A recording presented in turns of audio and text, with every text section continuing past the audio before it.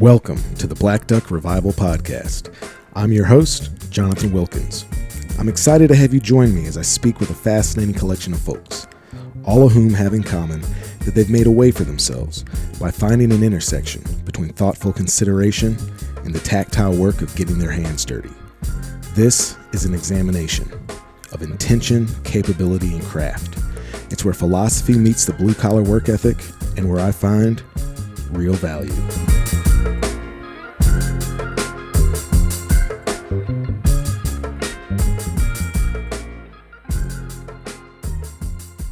I'm so happy to announce that we have our first sponsor for the podcast.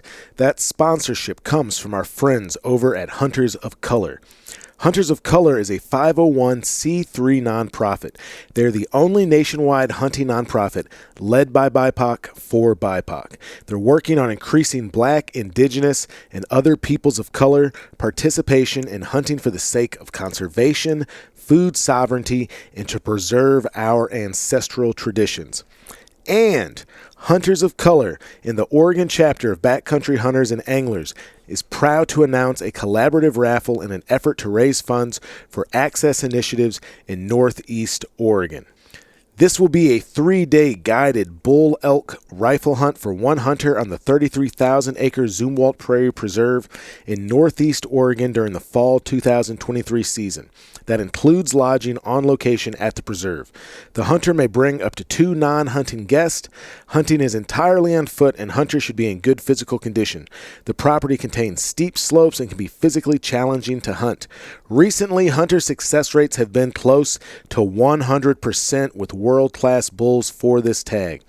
Those raffle tickets are 1 for $25 or 5 for $100. A maximum 2,500 tickets will be sold. That means if you spend $100, you get 5 chances in that raffle. You have a 1 in 500 chance of getting a really coveted world-class bull elk tag. I believe they do 6 tags per year on this 33,000 acres. The Nature Conservancy owns that property, and there are numerous elk herds using that place. And again, success rate's close to 100%. If you want to check out more info on that raffle, just go to the Hunters of Color Instagram page and check out the link in their bio.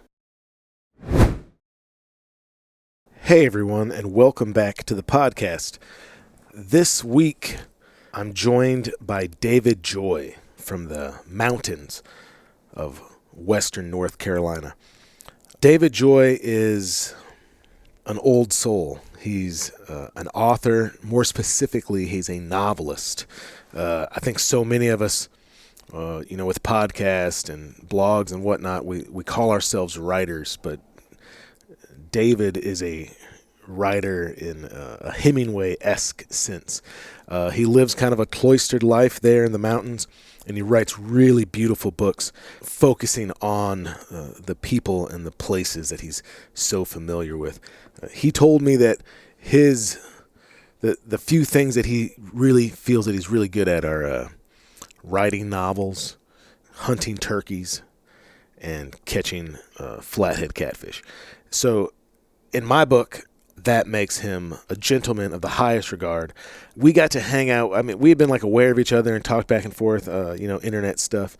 But we got to hang out this year's revival, which took place down in southern Texas. We were hunting sandhill cranes, and man, such a phenomenal time. Such wonderful people were there.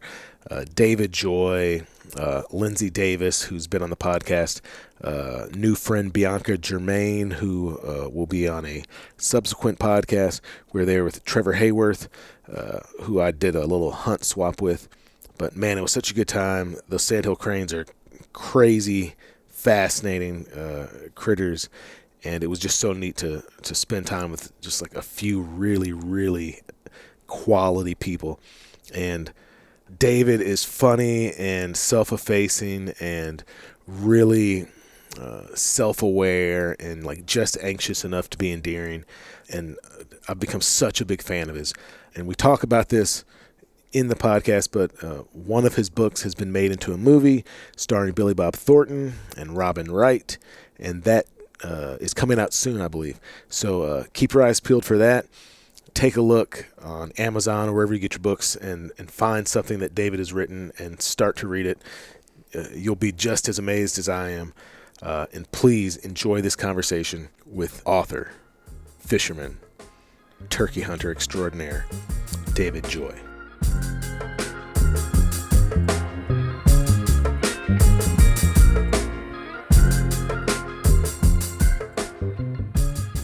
Hey everybody, welcome back to the Black Duck Revival podcast.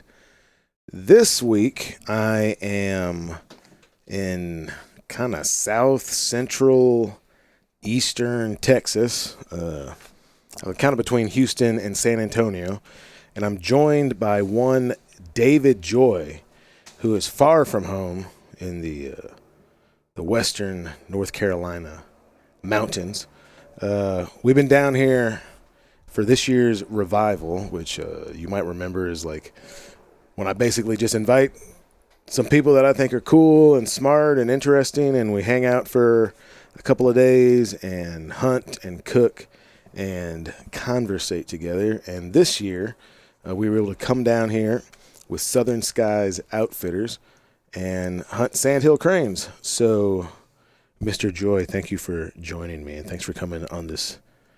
Thanks for leaving the mountain and coming all the way down here to Texas. Well, thanks for bringing me out here to shoot birds.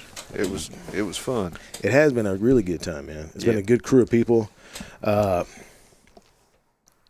David saw. I guess I became aware of you when Worth Parker came out and hunted a couple years ago, and was doing like an article for Garden and Gun.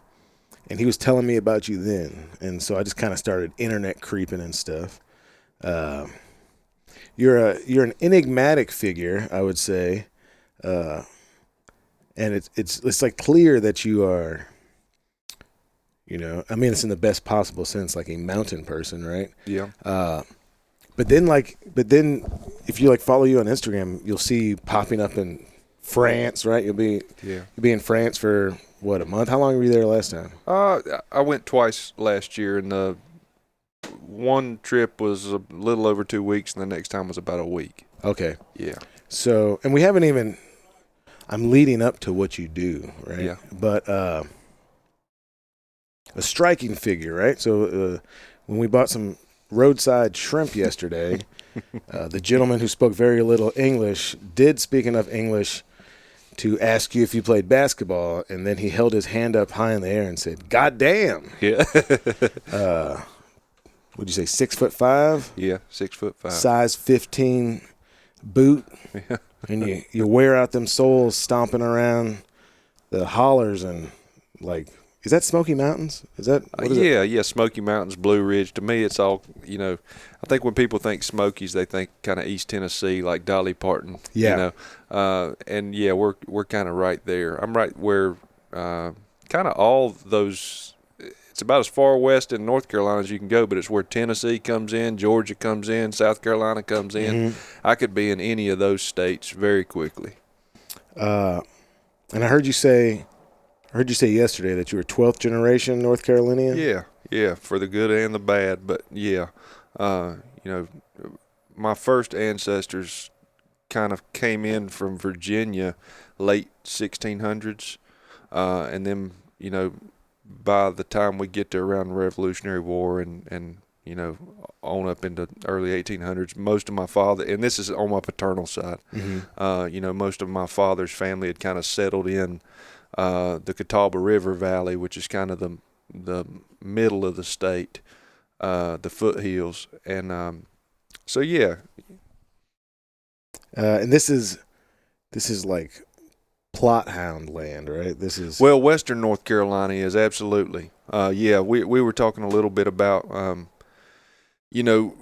where that dog comes from. That dog originally comes from Germany, but that family, the Plott family, settles in Haywood County, which is the neighboring county of where I live now. Yeah. I live in Jackson County.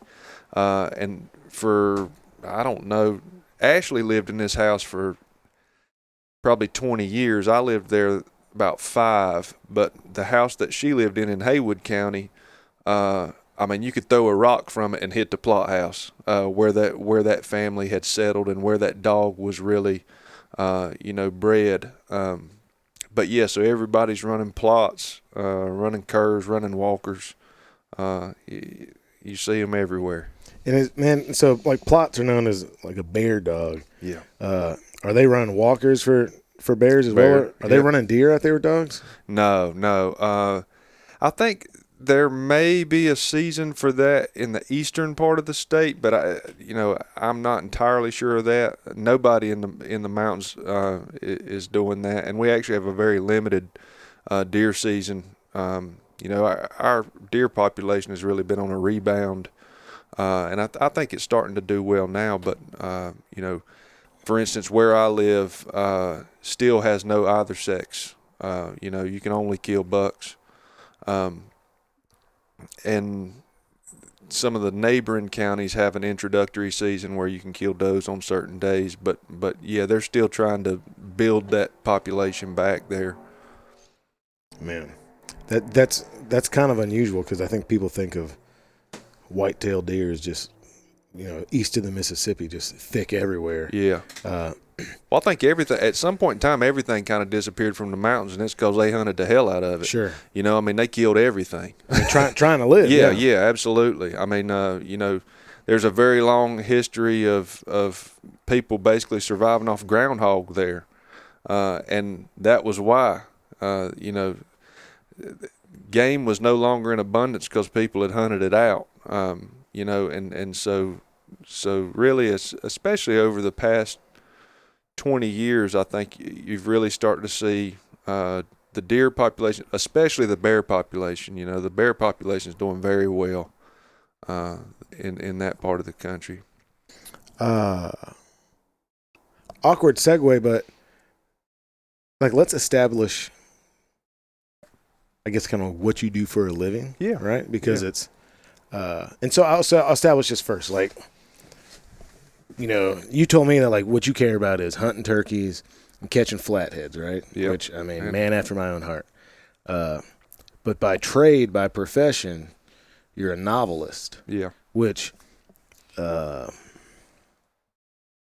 say it's not only unusual, but like to me, that's that's kind of like a high art profession, right? Yeah. Like, I guess at this point I'm a writer. Yeah. But I'm not a novelist by any stretch. I'm not a journalist. What I write is like personal essays mostly. Yeah. Right. But you're like an established novelist, a well-established and well-respected novelist, and then I guess kind of in the Americana tradition, you're like big in Europe too, right? Yeah, so or in France. I'm translated in a lot of places over there, but France is really the only place I would say that yes, I have an audience. I mean, and so do you consider yourself, like in the tradition of Southern writers? Yeah. I don't think there's any way around that.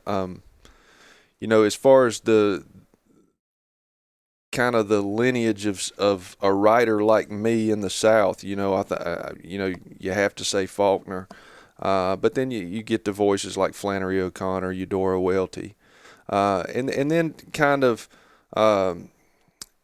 there were a whole lot of writers that were doing things that were really interesting to me in like the 90s, even into the early 2000s. But Larry Brown. I was going to ask you about Larry Brown. Yeah, Larry Brown, William Gay, Harry Crews, Ron Rash. There was a whole lot of writers who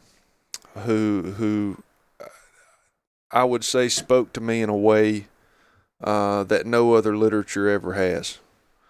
And what I mean by that is most people think like when you say this, they're like, oh, I read a lot of books when I was a kid. I didn't read no books when I was a kid. I fished. I grew up in an oral storytelling tradition. Mm-hmm. And all my life I had teachers hand me books, and they were the wrong books. And then I was in college, and Ron Rash, who I was talking about, handed me a copy of William Gay's I Hate to See That Evening Sun Go Down. And that book, it was the first time in my life that I was reading the stories of my people. Mm-hmm.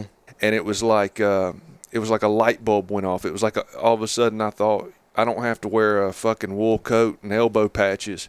You know, I don't have to be like a novelist doesn't have to look like this, and a novelist doesn't have to tell this particular type of story. And I think that was a really validating moment for me early on as a writer. And you said that, like, you sold your first novel like 10 years ago, right? Yeah, yeah, So 10 years ago, so you're like in your late 20s. yeah. And then, so how does that transform like the tenor of your life? Yeah, so at the time I was working 2 jobs. I'd get to my first job at 8. You know, I'd get off about 5. I'd get to my second job at 5:30. That job would go to about 9:30 or 10. I'd get off and I'd go home. And I was writing in the middle of the night out of necessity. That was the only time I had to write. Mm-hmm. And I think if you talk to most artists, it's a compulsion more than it's anything else. It's like I had to do it. It's not like oh well, I did this because it was like if I didn't create this, I felt like I would die. Painters are like that, you know. Photographers are like that. Musicians are most certainly like that, and that's how it was for me. And so I wrote, you know, when I had to, which was from about 11 o'clock at night until about 3 or 4 in the morning, and I get up and I do it again. And I write this novel, and I didn't have any connections or anything. I just sent an email to a couple of different agents in New York that I kind of thought might dig what I was trying to do. I wind up signing with somebody, and then jump forward, probably about a 9-month process working with an editor from that, and then sell the book.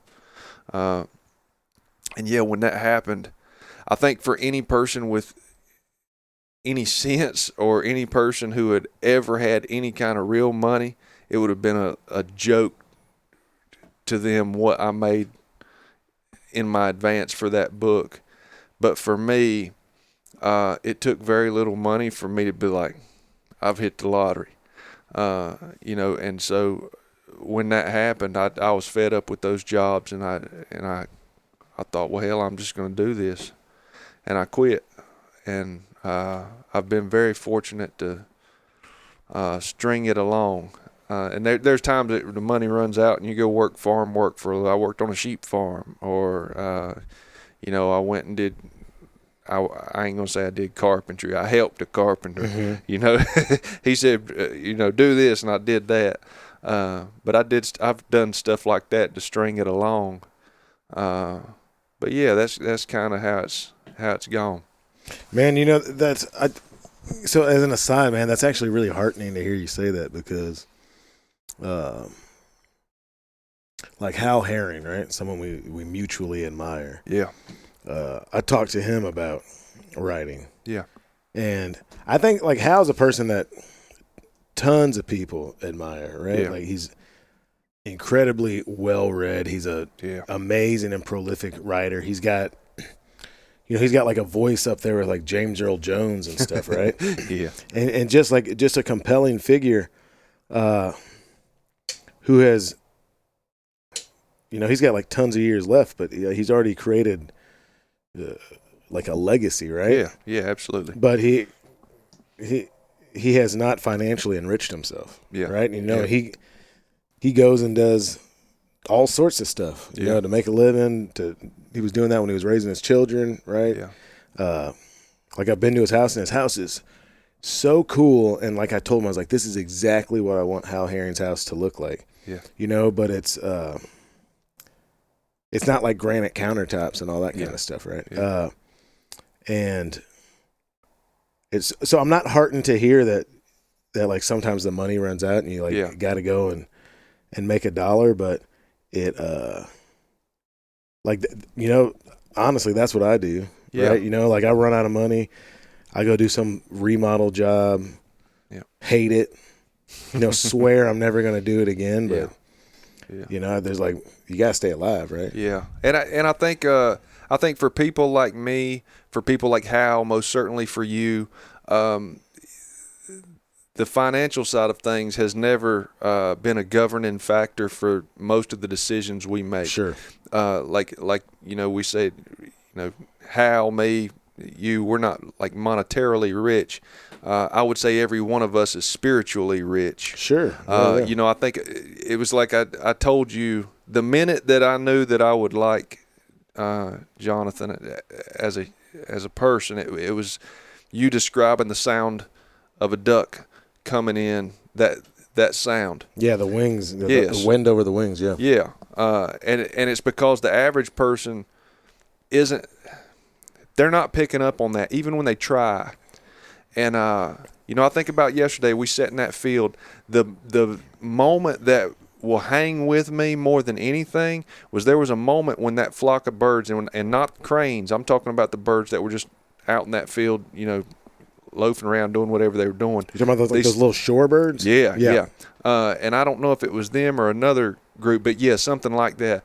But they got up in that sunlight and they turned, and all of them, all of a sudden, it was like they just changed color. It was like a magic trick. Sure, yeah. And this whole, they're going up and they turn, and there's this all of a sudden this bright spot of color in the sky. It's like I want that to be my life. I want that to make up my life, right? I drive a 2005 Colorado that may not start when I get home. I live in an 800 square foot house that's way too small for anything we've got. But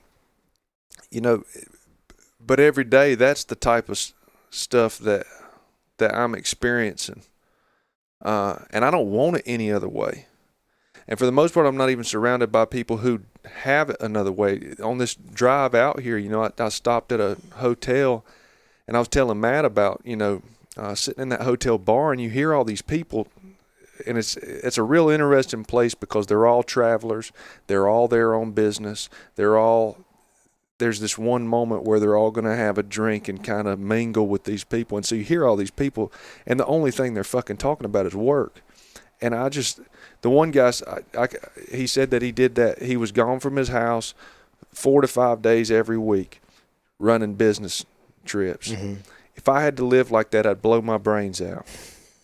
Like, I mean that. Yeah. Like, that sounds absolutely horrible to me. I'd much rather go sit in the field and me and you pretend like we're the field. Yeah. Hiding those layout blinds. Yeah. Dude, I think I was telling you this, man, but, so I went to these private schools most of my life. So I went to this all-boys Catholic high school that's like very well known where I'm from, and it's like produced a ton of like notable people, and like there's not very many people that go to that high school and don't end up wealthy, right? Yeah. But so my buddy, Brian, the guy who edits this. Do you see this there's like a little kid out there in the yard. There's a bunch of little kids out there in the yard. They're playing with all the feathers from where we've been picking birds. That's wild. So yeah, we're sitting here like at this bunkhouse. I'm sure it's like the people who own the property, their family. That's actually like a really cool, beautiful thing, man. Look at them. They're picking up feathers and just having like a ball. Yeah. And none of those people in that hotel room or in that hotel bar would have appreciated that. Yeah. No, I mean, that's some Rockwellian shit, man. Yeah. But yeah, man, so he's like talking, whatever, this kid we went to high school with, his father passed away. He goes to the funeral. He like runs on all these dudes that we went to college or high school with. And, so like we're all like 39, like 40 or whatever. And he's like telling me like this dude works at Meta and this guy does this, right? And he got more money than I'll ever see, right? And, yeah. And he says, and I said, dude, that sounds like it sucks. He's like, I don't know, man. It's probably pretty cool to have all that money and get to do what you want. And I'm like, dude, I'm driving around in a van hunting turkeys and hanging out with my friends. Like, I feel like I'm winning. Yeah, you are winning. And honestly, dude, I don't feel like I'm losing until I compare myself to other people. Yeah. Right? And I start getting in that, like, keeping up with the Joneses stuff. But if I'm really looking at, like, what I like what me and Marianne like to do, it's like do rad stuff, talk to rad people, create things and like hang. I mean, you've been hearing me like all I talk about is things my daughters say. Yeah. You know, Yeah. like, but yeah, that's you're right. I think about with me and my buddy Jimmy, who were turkey hunting last year, and it was like all the way up to this point, like it was just like magical turkey hunting, right? Like we're killing turkeys every day, right? And then we go on the Willamette River, and we strike this bird up the first day we're in Oregon, and he like gobbles, and we set up, and we try and bring him down into the timber, but he doesn't want to come. He like holds up. So we hunt some private land, kill some birds, come back the next day. We go down in there, coming on this boat, and we got there maybe 15 minutes later than we wanted to. The sun was up, and we come around this peninsula, and that bird is on the edge. He's like 15 feet from the water with two hens, and he's just like full strut, right? We go around, we hide the boat, we crawl up in there. There's like this huge log that's kind of washed out underneath, right? So we set up on that, and we call this bird like 3 times and then shut up.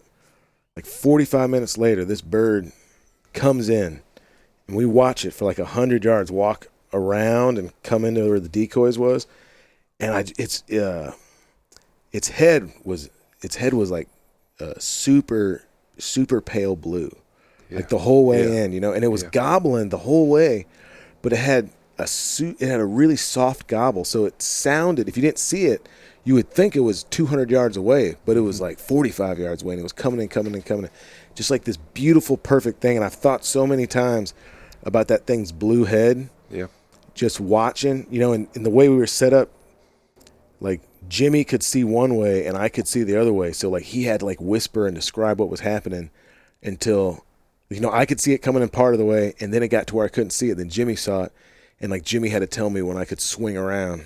Yeah. And pull the gun up on it. Yeah. Dude, and it was the raddest thing. And we killed that bird, and then it's like this kind of weather. Like beautiful, sunshiny, warm. And we just like we took some cool pictures and just like hugged, and we're like really happy. And then when we're boating out, I got that bird on the front of the boat, right? And it's like iridescent, his feathers are flapping. And we like drive by the 6-pack of Canada geese, right? So they pop up, they take a second they're big birds, so they got to flap. So they're kind of like staying even with us, trying to get up. And then I look up, and there's this bald eagle like right on top of us, dude. And I said, man, this is the greatest thing I've ever experienced in my life. Yeah. And at that moment, no place I'd rather be. Yeah. As my kids get older, like it would be cool to share that stuff with them. Yeah.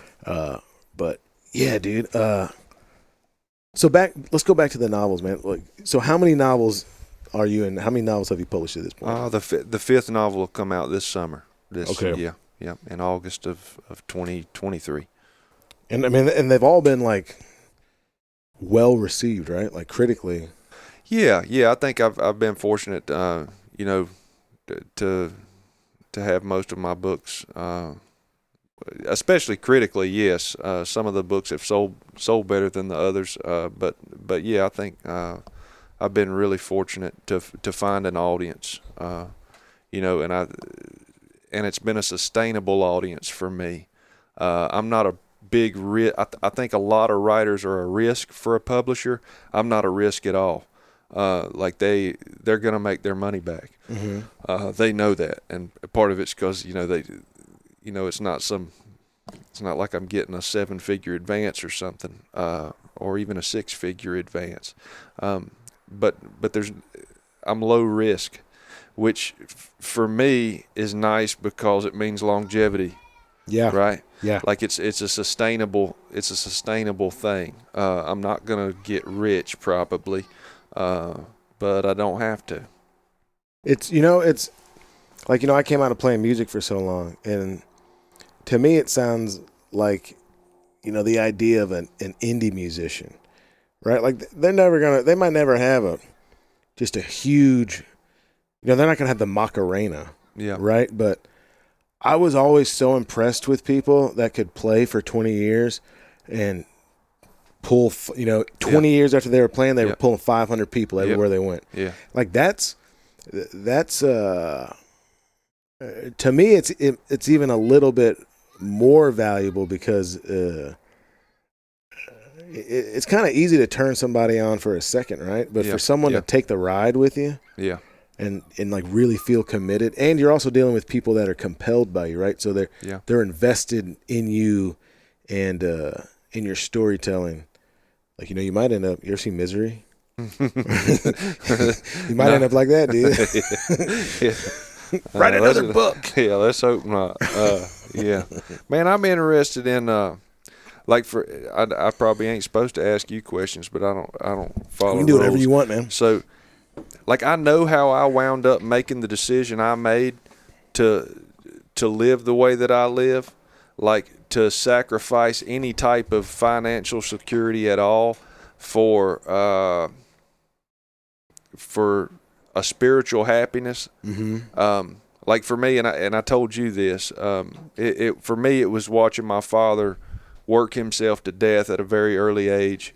I was fishing every day of my life, every single day of my life, and he loved fishing, but he was always, well, if I can get this done, if I can get that done, and I mean when I was about 8-10 years old, it was like, I'll never do that. I will never make that mistake, and he was one of those where it was, well, when I retire, I'll do this. Well, maybe you will, maybe you won't. Most people won't. Most people don't.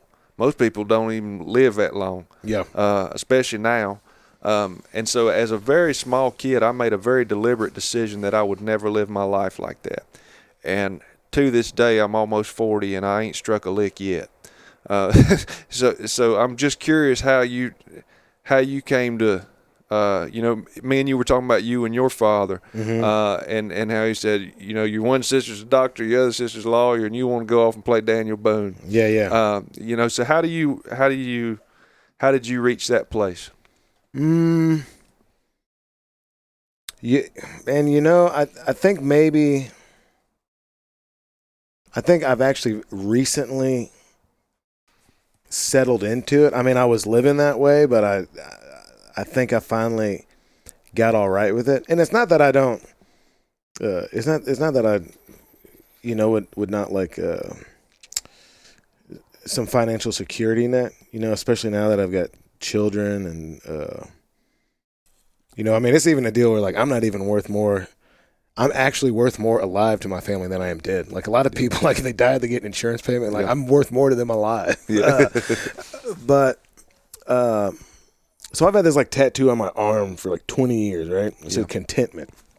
And so I've kind of like, I've been like perpetually discontent, right? Yeah. And the places where I found peace was like wrestling with words, right? So for a long time it was like songs. Yeah. And there was like other stuff that came with that, right? Like there was like getting to have fun, and there was like drinking beer, and there were girls and all that stuff. But that's not why I was doing it when I was at home by myself, like hand rolling cigarettes and like staying up all night and trying to figure out the best way to say this or that. Yeah. I think that I've, without realizing it,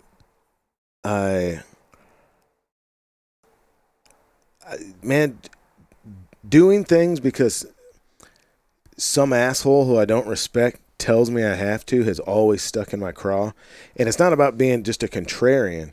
It's that I'm happy to follow rules. I'm happy to follow just rules. I don't suffer fools lightly, and I'm not willing to eat shit for the promise somewhere in the ether of like some far off reward, right? It's not that I need to have a huge reward now, but I'm more satiated by the sense of doing something for myself. Like I get a lot of satisfaction out of that. It's like we talked about it being anxious people, right? Like it calms my anxiety to know that I found a way to do something, right? Yeah. And now I think I'm still struggling with it, to some degree, or to a large degree, really. But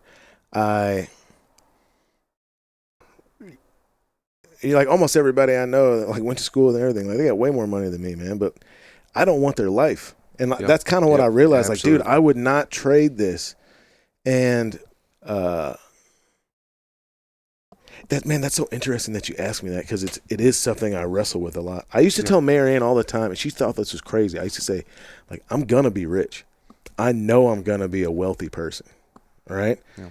And I thought that for a long time, and I think that, like, recently, maybe in the last year or two, I've just accepted that probably I'm not going to be rich financially, but I think I can have a hell of a rad life and be all right with it. And I'll tell you something else, man. Like, fighting fire, it's something like 33% of firemen die within 5 years of retirement. They die from heart attacks, cancer's real bad in firefighters and shit, right? And when I heard that, and then I saw some dudes that, you're talking about 55, you're dead by 60, right? Yep. And you're broke down. You just beat your body up. I mean, you're not going to be 6 years old climbing to some mountain hunting elk, right? Mm-mm. I was like, dude, what the hell's the point? Yeah. What's the point of eating shit and breaking your body down for some people that don't care? And then when COVID hit, and you saw all these people that were just, they had it smashed into their brain that they were just pawns in this game. Yeah. And all that shit were like, this business is a family. That business is not your family. Yeah. And they don't care about you, and they will destroy you and sell you to the rendering plant when it comes down to it, right? Like, why not try and get some living done while you can? Yeah. And it's, for me, I think, and it's because we're both, artists, but it's the idea that, like, for me, some of the most valuable things is, like, I think about the things that I've created and lives that they've affected. So with the novels, like, I can think instantly of the best moment I've ever had as a writer. And it was in France, and this little old man came up to me and didn't speak a word of English. And so I had a translator, and we're talking, and he just starts crying. And he's crying his eyes out over this novel that I've written. And he had taken trains for hours to get there to meet me. And I was just like, the idea that I could have created something that impacted him in that kind of way was like one of the most powerful. It told me that that every decision I've made is, that I'm currently making is right. And you matter to someone that you didn't even know. Correct. There was value in what I tried to create. And so I think, and that's something. That's a purpose-driven life that I think a whole lot of people really wish that they could experience. And the sad reality is that all the stuff they're doing matters to nobody. I think about my dad shoveling papers his whole fucking life. From one stack to the other, from the other stack to the other. It was like Joe versus the volcano. Mm-hmm. Like at the end, there's that moment in that movie where Tom Hanks looks at the light bulbs right before he quits, and he says, "I feel like they're sucking my eyeballs out." And I can remember my father coming home and looking like that, right? Yeah. Like sitting there shoveling it from here to here all day, back and forth, and it didn't matter to no damn body. The work didn't matter. Everything else about my father mattered tremendously, and he did have other things that impacted people's lives, but the work didn't. Yeah, it's death of a salesman, right? Yeah. Right? Like, this dude, you're measuring yourself by the wrong rubric. Yeah, and so for me, the work that we do has to matter, and so it's this balancing act of like the work, having a purpose, and at the same time skating by so that we can go, sit in the field and watch birds. Dude, I'll tell you, man. You sent me like an Instagram message, and it was like, man, I don't remember all of it. I just remember there's like one line in it, dude, And you said you and Hal Herring are my two favorite people to listen to. Yeah. And I was like, it was validating in such a way, dude. I was like, holy shit, dude. Because that conversation you and him had is one of the best podcast conversations I've ever listened to. Oh man, that's awesome. Thank you. And Hal, like I've listened to lots of podcasts through the years, usually quit at some point. And me and you have talked about that and why you quit. But I always listen to Hal, and it's because of how deeply he's thinking about things, how slow he is to process his answers and his questions. He's sitting with it. And the other thing is that he's leading meaningful conversations, right? Yeah. And I think that's the same thing that you're trying to do. I mean, dude, this whole podcast is a Hal Herring impersonation. I thought about it. I mean, dude, it really is. You're going to have to talk deeper and gravelly. Have you ever read? No, dude, like I thought about doing a podcast.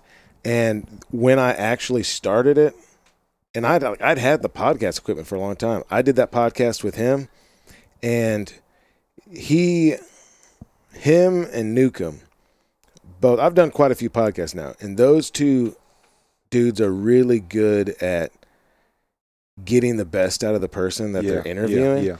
And so, man, like, I'm telling you straight up, man, the first podcast I did with this dude named Josh Raggio, who's a duck call maker in Mississippi, man, I was literally doing a Hal Herring impersonation. I was like, I'm just going to ask, I'm going to try and ask stuff that I think Hal would ask. And eventually, you know, I've like found my own voice, man.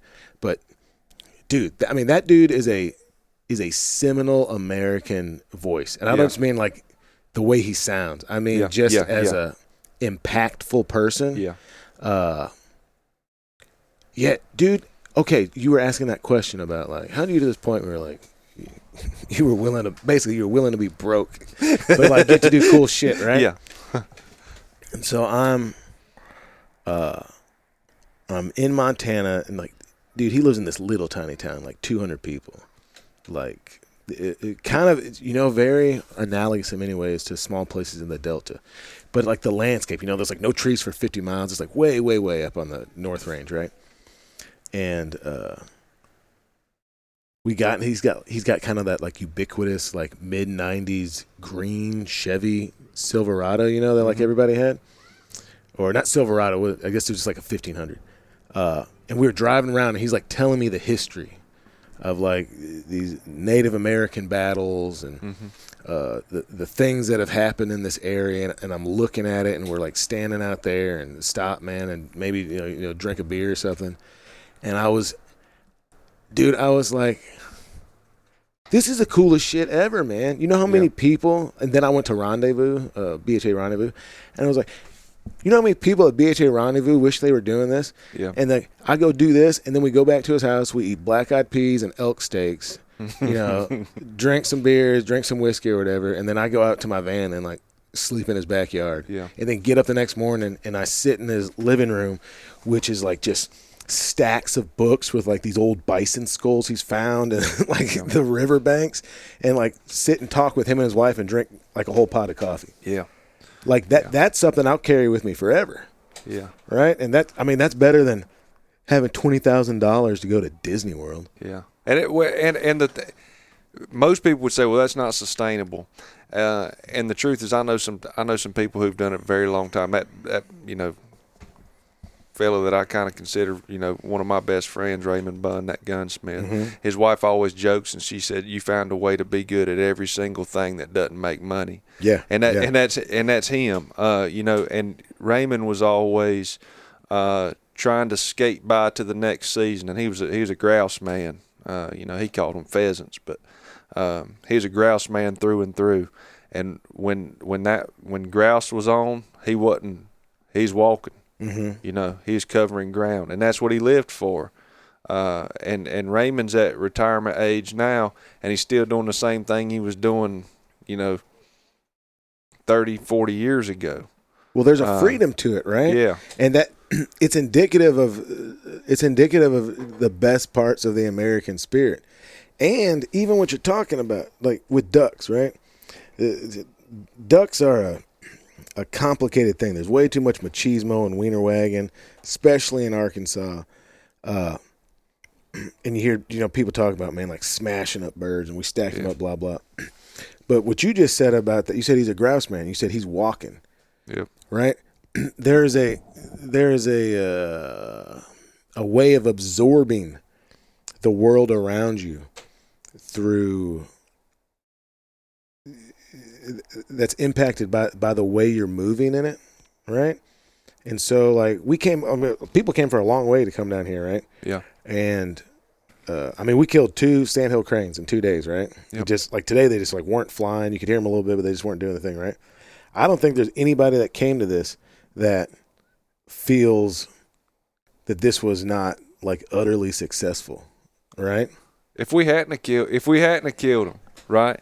If we hadn't shot either of those birds, it'd have still been like for me, it was that I don't know anything about what you do. As far as like waterfowl and stuff Sure. like that, the only experience I've ever had shooting anything off the wing is a handful of doves and and stuff like that. So for me, it was wanting to learn things. I ain't ever seen a bird work over decoys. And them 3, when they got to the end of that field and they made that turn, and Dude, when they come back, they were working. And I don't know what they saw. Maybe, who knows? But it might have been me. I don't know. the end when they flared? Yeah, when they flared off. But to me, and we didn't kill any of them birds. If that was all that happened, I'm happy. Watching them break is you're keying in on the right stuff, man. Breaking means like they're going one way. Oh, you hit them with a call and they turn. They come to pay attention. Oh, right? yeah. That's a massive success.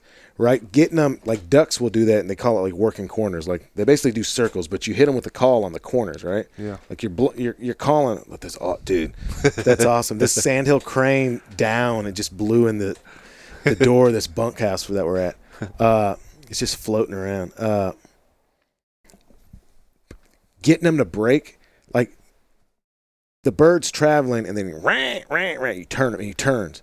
And then he gets to the next corner, and you break him again, and he turns. Dude, you are interacting with the world on an intimate and spiritual and like visceral level, right? And watching, and the other thing that would have made me happy, watching you try to learn that call. Oh yeah. Because of how like I could sense how excited you were trying to figure it out, right? Yeah, sure. And like I'm obsessed with turkey calls. Yeah. So the whole idea of calls interests me. I love fooling. I'm too obsessed with turkey calls. Is that like one of your favorite parts of turkey hunting? Is it talking to them? Yeah, I think it's that.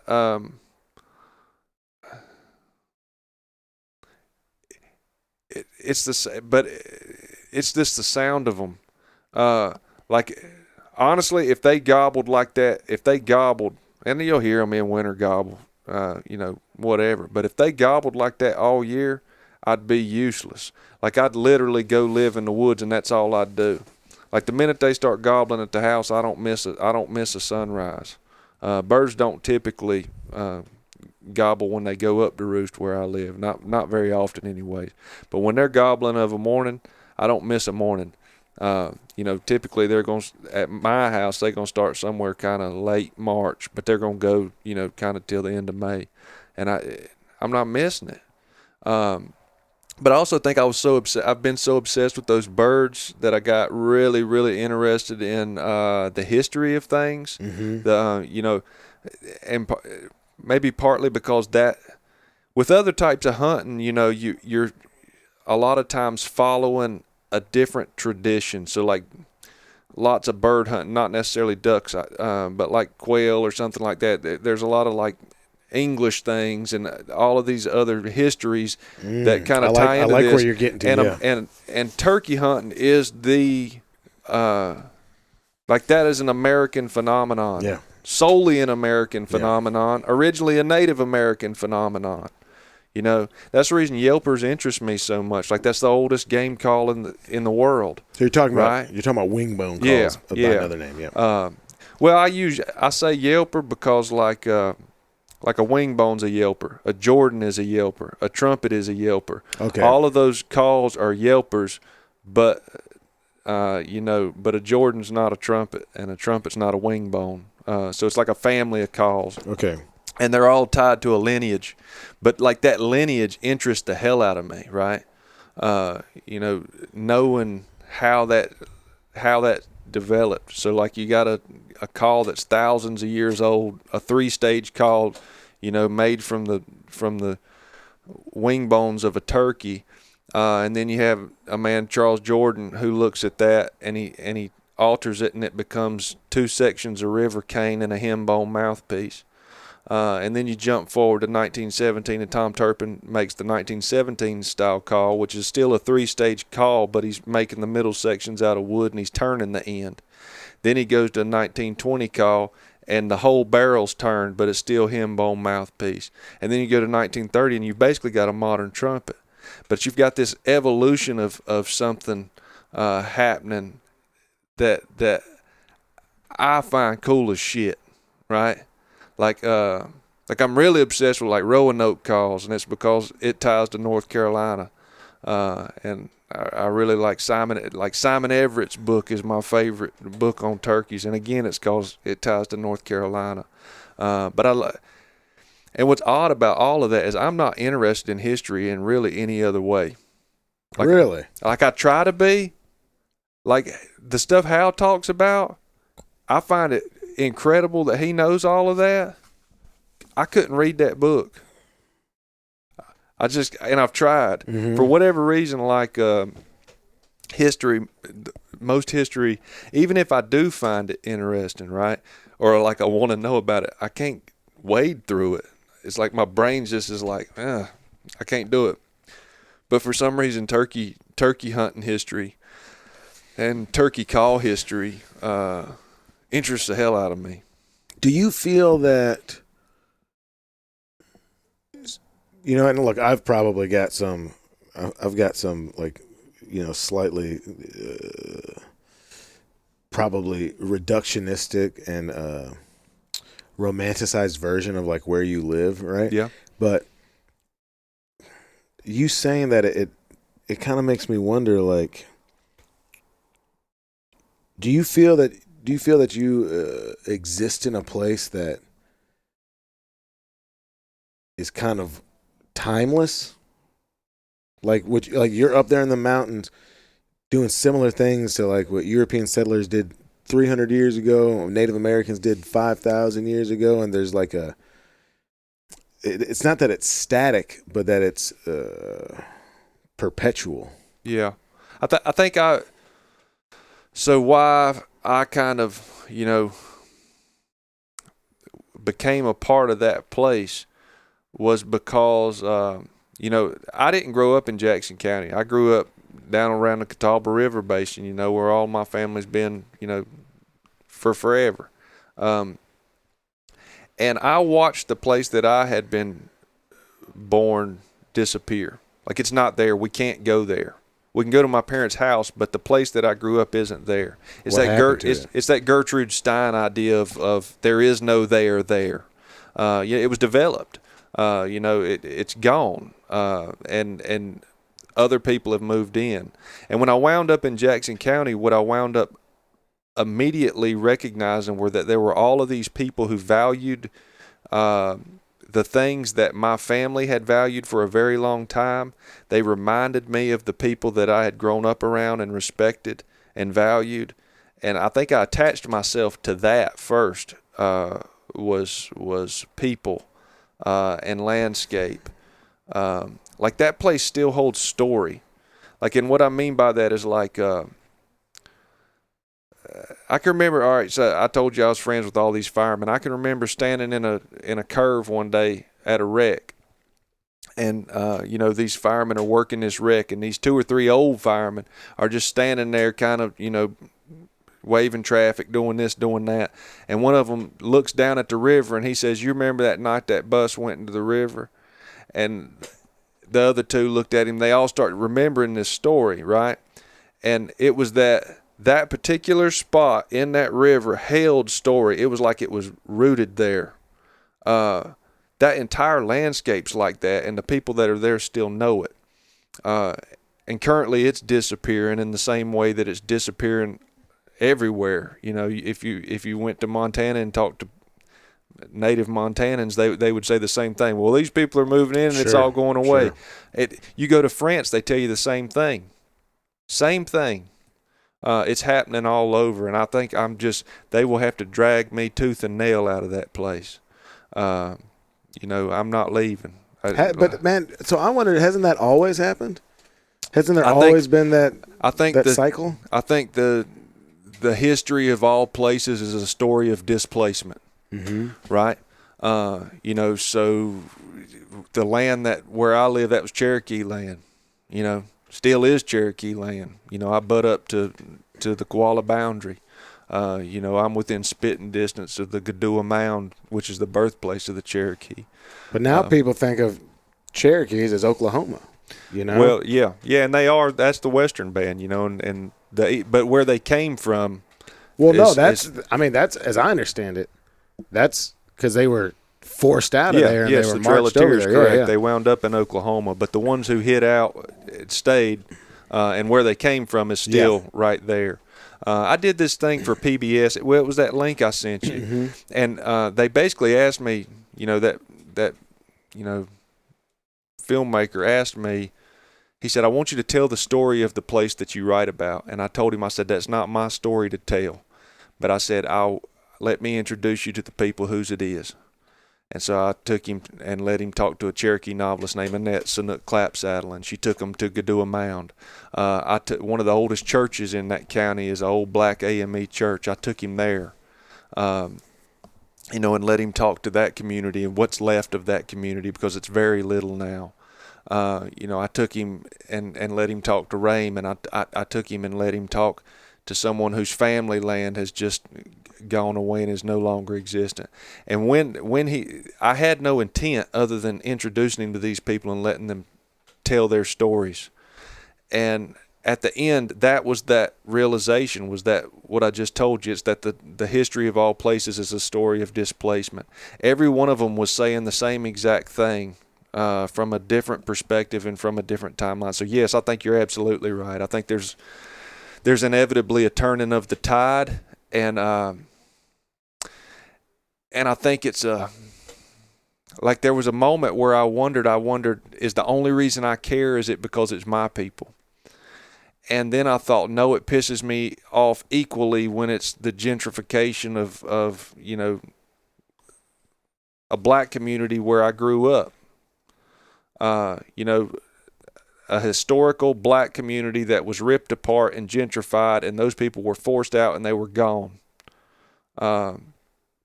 It's that, you know, I think about the city of Asheville, and the city of Asheville is this, everybody loves everybody come.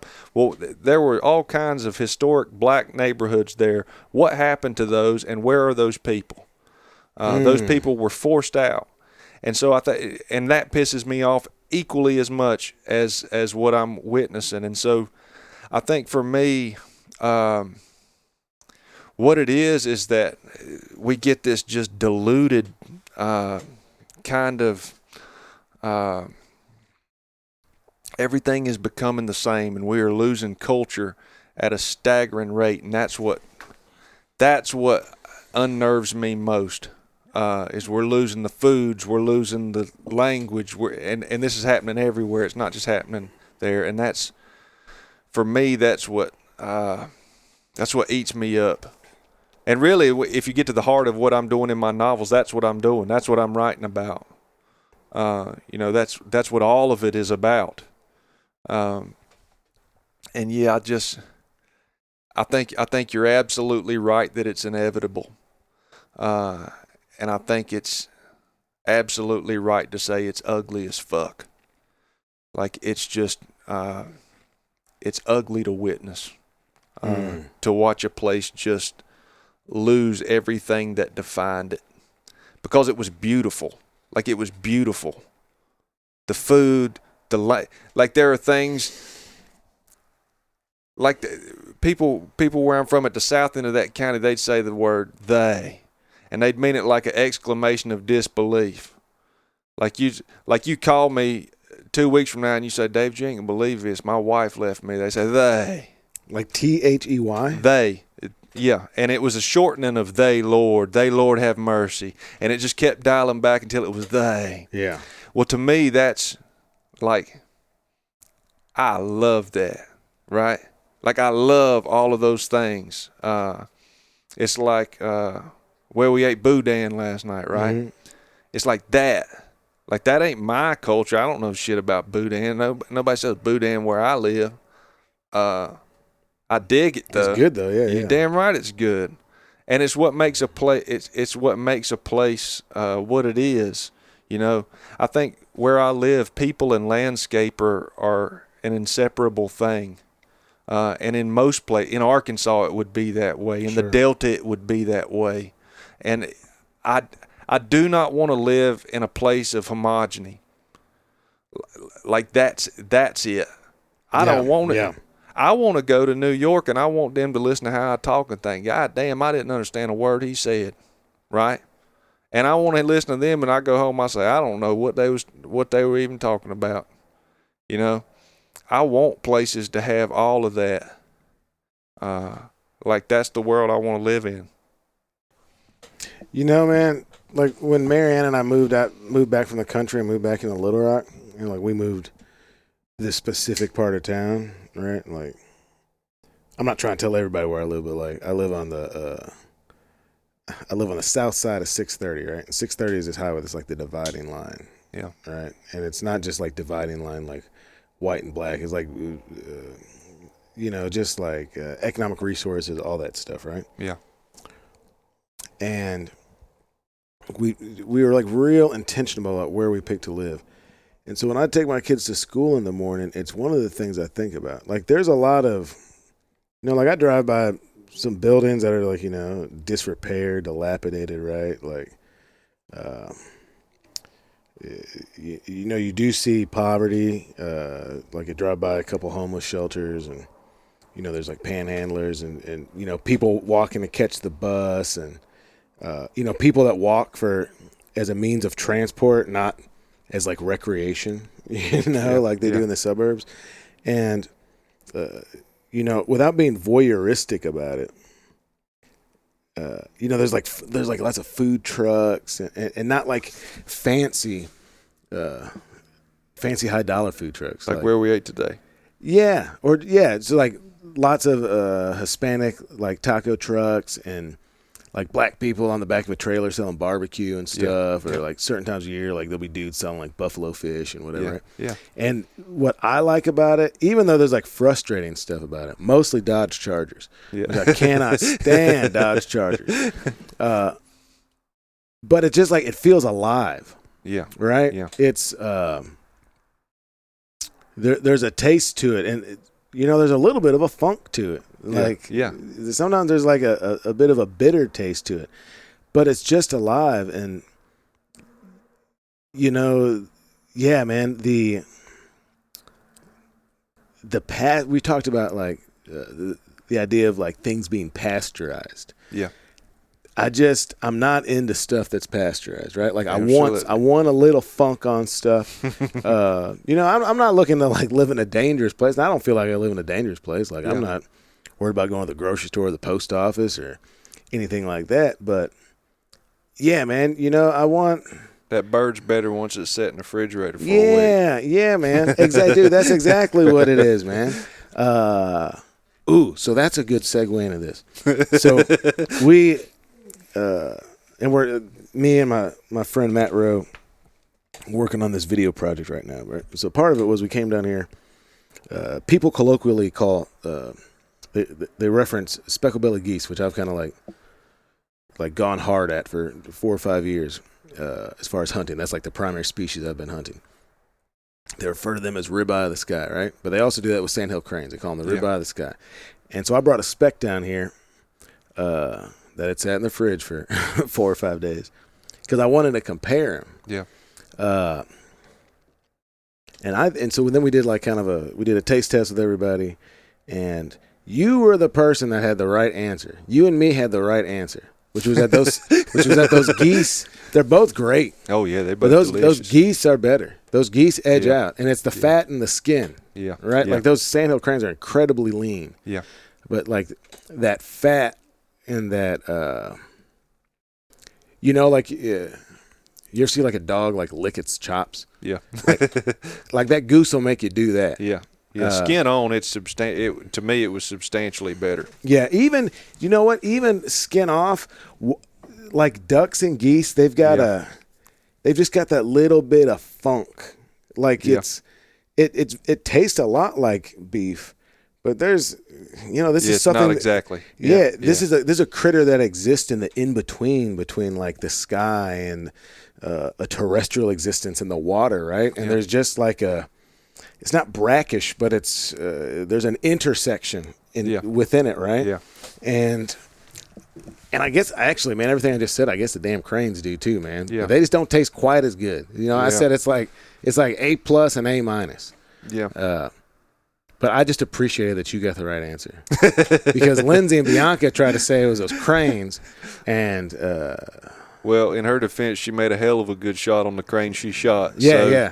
So maybe that was swaying her. Yeah, she might be. And look, maybe I'm slightly biased because I've killed a lot of specs, but it's why I like bear meat, man. Yeah. Like that's what's missing from a lot of wild game is like the fat, like the grease, like the licking your chops. Absolutely. And people do all this stuff to try and achieve it. They're sous videing and all this other stuff, man. But like, there's no substitution for just, fat that a critter grew. Yeah.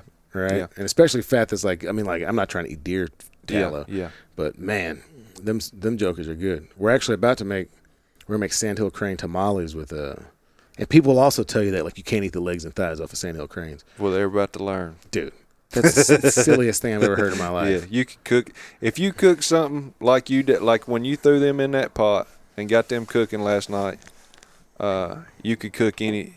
There's very few things that you couldn't cook like that and them not turn out good. And I slept in there last night. This cabin we're in is kind of split in half, and Jonathan and Matt are on one side and I'm on the other, and the stove's on that other side.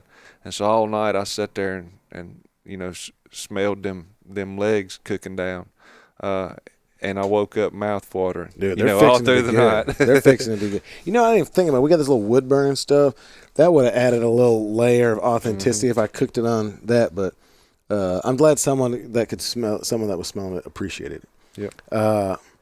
Well, I know Matt said to try and keep it at an hour. We're going to go like a couple minutes longer because. And I didn't want to like jump into this, but this is like super cool, dude. So you've like had one of your books optioned and made into a movie. Yeah. All right. Starring Arkansan Billy Bob Thornton. Yeah. He's from Benton, Arkansas, which is like Benton is 20 minutes from Little Rock. Okay. And so it's Billy Bob Thornton and Robin Wright. Yeah. Who are like the stars of it. Yeah, and her son is Hopper Penn, which was her and Sean Penn's son. And he's another one of the big folks in it. Yeah. So how does that go down, man? Like you're in the mountains writing a book. And so like first of all, like which book is it? And then how does it go from you writing a book and listening to every turkey gobble all spring long to this is like a major motion picture, right? Yeah. So it was, it's Where All Light Tends to Go, was the novel. And the way those things work is that, if I've had one, conversation, I've had 200 with people who will call you from Hollywood, and they tell you that Hollywood is the place where all really good used car salesmen must wind up. You listen to all these people and you get off the phone, and early on every conversation you had, it was like, oh yeah, this is going to be it. And you never hear from them people again. But with this one, it was optioned, and it was actually optioned for probably 5 years. A guy named Robert Knott wrote the adaptation. And the odds of anything getting greenlit, anything, are pretty slim to none. And it just so happened that it eventually they got enough people to sign on. I think Robin signed on pretty early, and they had someone they wanted to direct, Ben Young, who's from Australia. But they had all of these people, and so they slowly built this team of people who wanted to see this get done, and then eventually it got greenlit. For me, it's super cool, right? And I'm super grateful that it happened. I have no intention of watching it, right? And most people think that sounds crazy. And for me, it's because the book is what the book is, right? I think there's a possibility that I could one day come to completely separate the two to where it wouldn't affect me one way or the other, what they did. But right now, that book still, that story, I think I'm unable to make that separation. And they're going to have to be two different things, right? Like if I had given you that novel back when you were writing so many songs, and I said, Jonathan, you're gonna read this novel and you're gonna write an album, and it's gonna be a sound, all of these songs trying to capture all of these same things that are happening in this novel. The album you created could have been absolutely equally beautiful to the novel, and it could have also been entirely different, right? Mm-hmm. I don't know what medium your wife works in, but if it was let's say it was a painter, and you had them read a novel, and you said, paint a painting that's this novel. The painting might be beautiful, but the painting's not the novel. Like it can't be, right? And so for me, that's kind of, where I am. I've also always been a writer who just stayed in my lane. I'm a human who stays in my lane. You ask me something, you say, you know anything about this? I probably, unless it's turkeys, flatheads, white-tailed deer in the pine flats of South Carolina or something, I'll probably say, no, I don't know nothing about that. But there are things that I do know that I do well, and one of them's write novels. And so for me, I just stick with the novels, and if something like that happens, that's really cool. But it doesn't affect what I'm doing. You're looking at me like I'm crazy. No, I'm not, man. I'm not. I mean, I get it. I mean, I really do get it. I'm also just, I'm sitting here thinking like, you've got 5 novels. You're going to Europe. Your book's being made into a movie, and it's,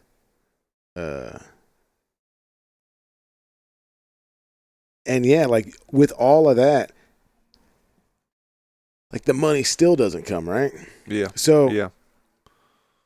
What the hell's the point of chasing it, right? Like if you can have that level, if you can have that level of success and still be poor, then what the hell's the point, dude? Yeah. You might as well catch catfish and like love every day. Yep, and wait for you to come in April and shoot turkeys. Oh, dude, we should when are the, like where I'm at, man, like catfish, like and I don't catch very many flatheads. I catch blues and channels, yeah.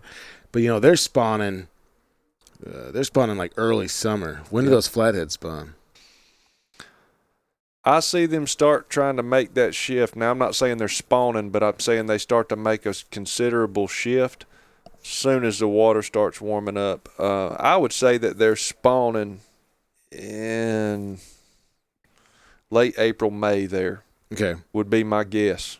And that's a guess. I'm not a biologist. No, that's okay. That's actually about right. Yeah. But they're making a shift, and I noticed the shifts start in March.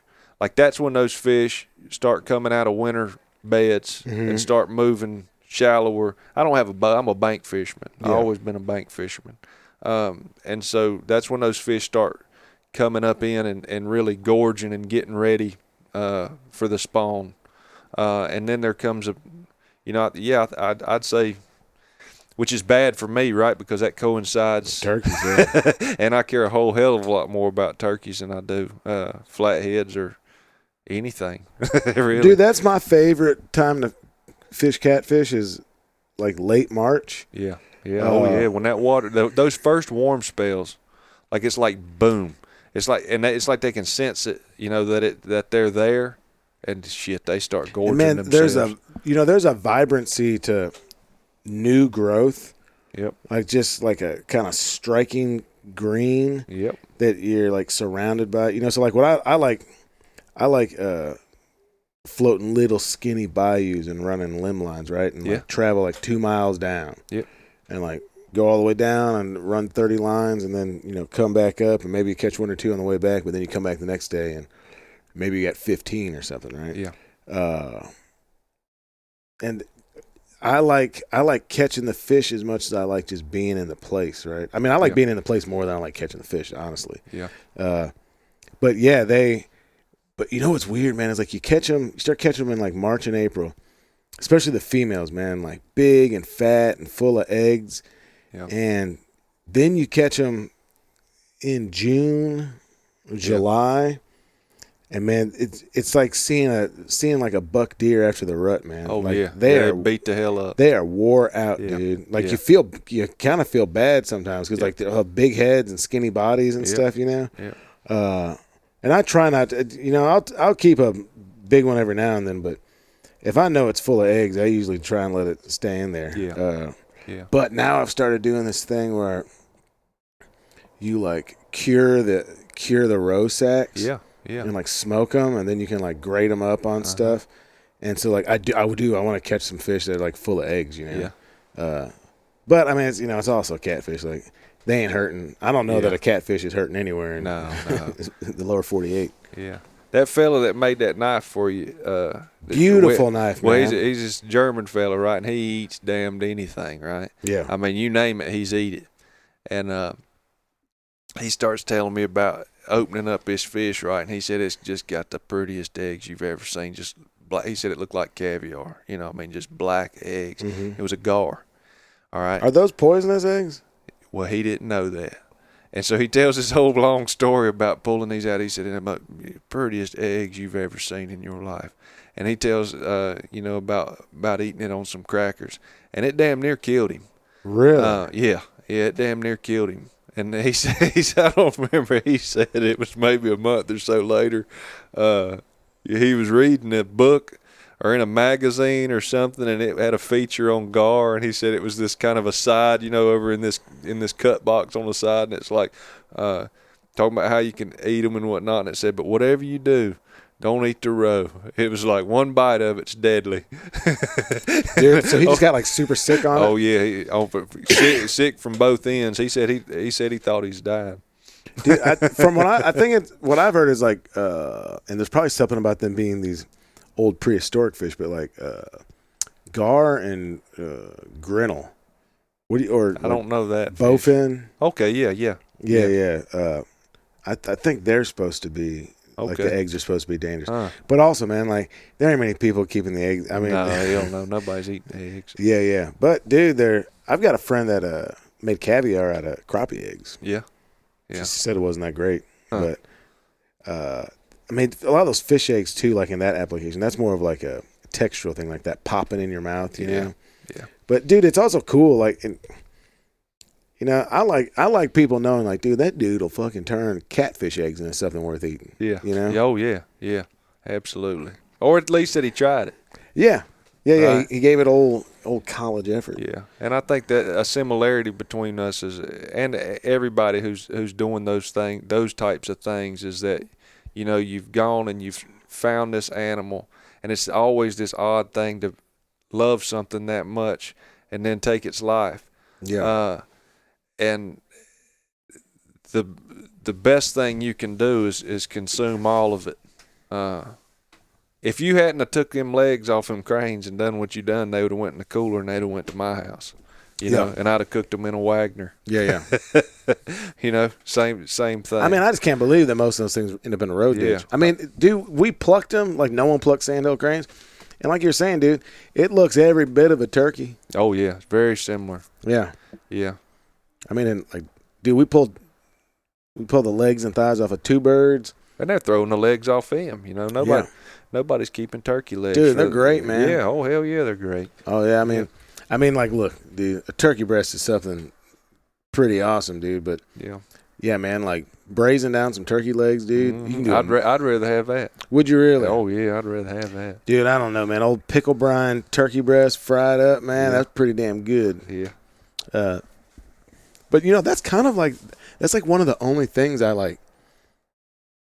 That I think like the high grade meat is just like the best. Like on ducks, geese, I like the legs and the thighs better than I like the breasts. Deer, I like the necks and the shanks better. Yeah, my neck especially. But yeah, man, on the turkeys, man. And you know what it is too is that it's just like it's just like it's as close to store bought meat as you can get, and sometimes it's just nice to have that especially when you're like living off a wild game, man, like that familiarity to the way I was before, right? Is really nice, man. Yeah, dude, I like an old turkey breast, man.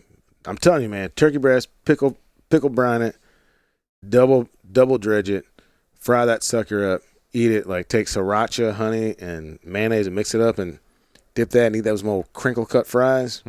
Buddy. Yeah, you ain't beating that. Old Coca-Cola in a glass bottle.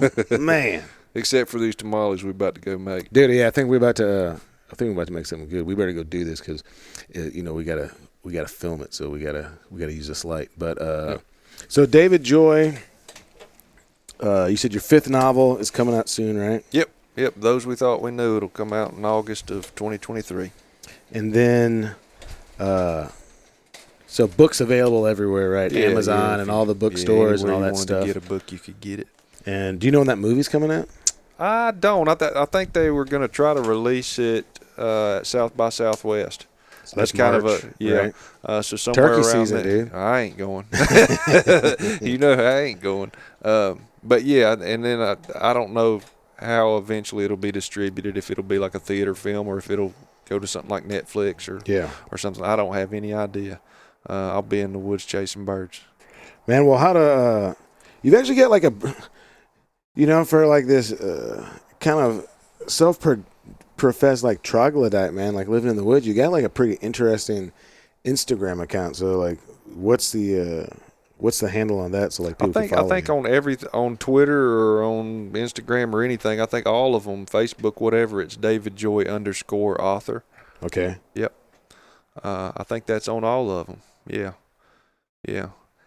Which that's easier to do than I would much rather interact with the world through that than I would face to face most of the time. You know what I'm saying? There you go. You know, I'm a pretty anxious and I stay by myself. Dude, I do think, man, like I used to think that you had to live really hard and painfully to create art, which I don't believe anymore, but yeah. I do think that anxiety is a bonus for making art. Because do you know what I mean? Like, because if you're content, there's no need to try and make something different and change things, right? Yeah. So you got to be like a little freaked out. But Yep. Well, shit, dude. Seriously, man, I'm super stoked you came down here, dude. This has been a fucking ball, man. Yeah, I've loved it. Yeah, and I will be in North Carolina, and we're gonna kill a mountain bird. Yes, sir. And then we're gonna find you a bear to shoot. Well, not in the springtime, but later on in the season. But anyway, David, thanks so much for coming. And absolutely, folks, thanks for listening. Until next time. Hey, everybody. Thank you so much for listening all the way through to this episode of the Black Duck Revival Podcast. As always, produced by me, Jonathan Wilkins, and the indomitable Brian Sachs. Info, what I'm up to, what I'm doing can be found at the website. That's blackduckrevival.com, or go on over to Instagram. That handle is just Black Duck Revival. Turkey Tour will be here before you know it. We will be in West Texas. We'll be in Northern California. We'll be in Western Oregon. We'll be in the Idaho Panhandle. We'll be in Eastern Montana. And then finally winding up somewhere in the Black Hills. I'm not sure if it'll be in South Dakota or in Wyoming. but it should be an epic month of hunting and traveling and hanging out with just some phenomenal people. So keep up with everything that happens there over on the Instagram page. And if you have not done so, please tell a friend, tell an enemy, tell an acquaintance about the podcast. Leave a 5-star review or a written review over on Apple or Spotify, wherever you get your podcast. And thank you so much. We'll see you next time.